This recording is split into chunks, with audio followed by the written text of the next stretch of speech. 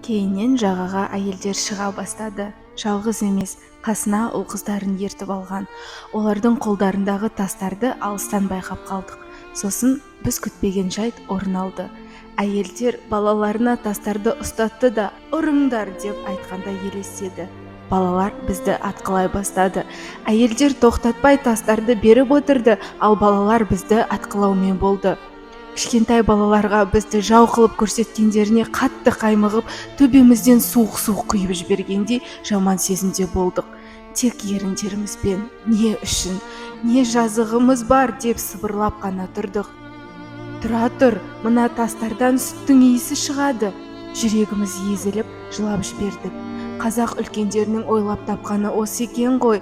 Қазақ әйелдері өз балаларының, өздерінің басын біз үшін қауіпке тігіп келіп тұрғандары осы екен ғой. Олар бізді аурудан сақтады. Олар бізді аштықтан сақтады. Жүрегімізге үміт сыйлады.